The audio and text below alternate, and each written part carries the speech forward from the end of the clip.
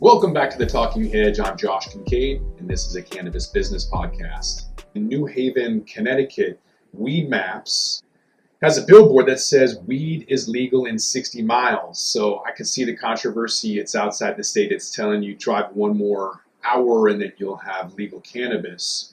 It's putting pressure on that community, which I think is great. It shouldn't be illegal to begin with.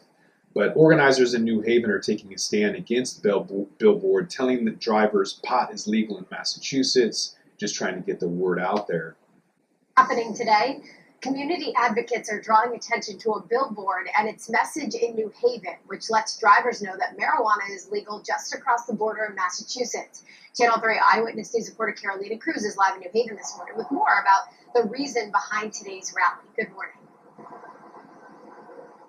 Good morning, Caitlin. Well, organizers will be here on the ground, but they're protesting this sign here off of I-91. They'll be here from 10 until noon today. They say even though it's short, the message has big effects.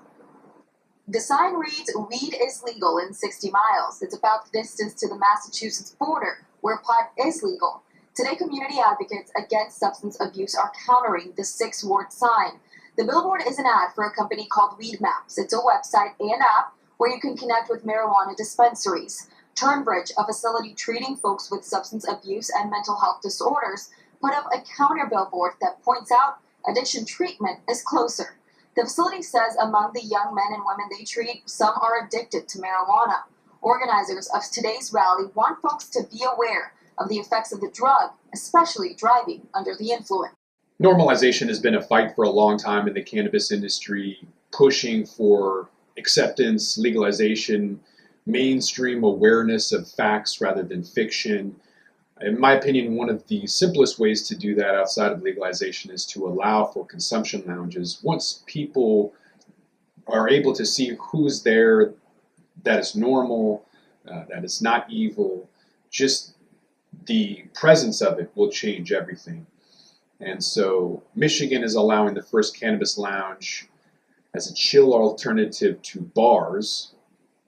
There are cities and townships across Michigan that are adjusting to new legal adult use cannabis laws. And some businesses are allowing consumers to sit down, socialize, and pass around a vape pen without any sidelong glances.